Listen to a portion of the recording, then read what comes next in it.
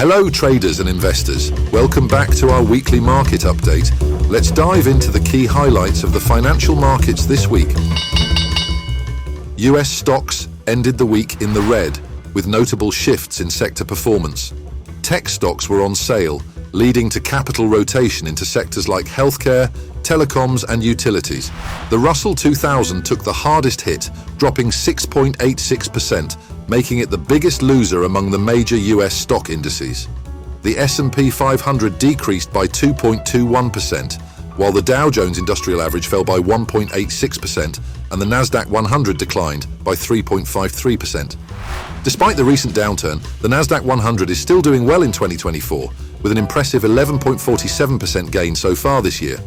The S&P 500 is up by 12.73%, the Russell 2000 has added 4.19%, and the Dow Jones is up by 5.36%. The price-earnings ratio for S&P 500 companies is currently at 27.94.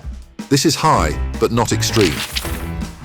In terms of sector performance, the technology sector lost the most this week, dropping 5.86%, followed by consumer discretionary and energy sectors.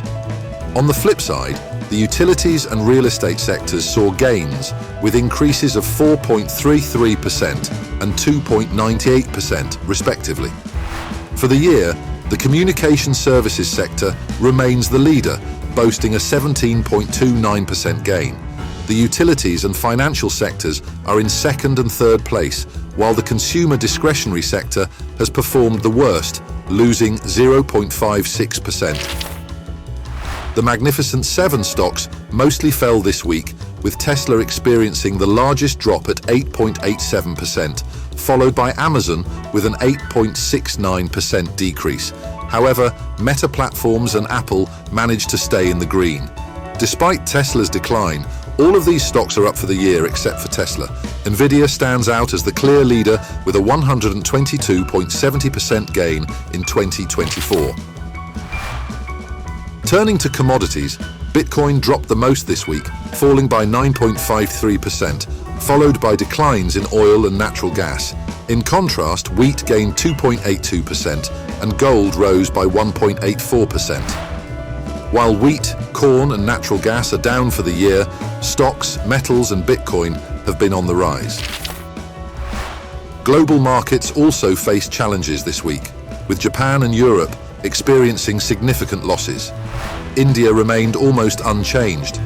Year to date, India and the US have shown the most growth, whereas Brazil's Bovespa has declined by 5.16%. The VIX futures term structure inverted this week and is now in backwardation, indicating expectations for increased volatility in the coming months. The VIX index closed above 23, signaling that fear has returned to the market. The Volatility of Volatility Index, or VVIX, shows increased demand for VX products, indicating that market participants are paying more for hedging. The US Treasuries yield curve remains inverted, suggesting a possible recession ahead. This week, the Federal Reserve left interest rates unchanged, but hinted at a potential increase in September. Initial jobless claims and the unemployment rate suggest that the economy might not be performing as well as previously expected, raising the likelihood of a recession. According to the CME FedWatch tool, there's a 78% chance that the Fed will cut interest rates by 25 basis points and a 22% chance of a 50 basis points cut in September. Now, let's look at the earnings reports for this week. On Monday, McDonald's was the largest company to report earnings. Tuesday featured earnings from Microsoft, Procter & Gamble and others. Meta Platforms and MasterCard reported on Wednesday, exceeding investors' expectations. Thursday was a big day, with Apple and Amazon reporting after the market closed. Unfortunately, Amazon's report disappointed investors, leading to a drop in its share price on Friday. On Friday, oil giants ExxonMobil and Chevron shared their earnings. Looking ahead to next week, we'll be focusing on the initial jobless claims set to be released on Thursday. Berkshire Hathaway is the largest company reporting earnings on Monday. Tuesday will feature reports from Amgen, Caterpillar and Uber Technologies. Walt Disney will report on Wednesday. Eli Lilly will release its earnings on Thursday. The options market anticipates that the S&P 500 is likely to move +2.2% next week. Enjoyed this summary? Subscribe to our free weekly newsletter. Happy trading and investing.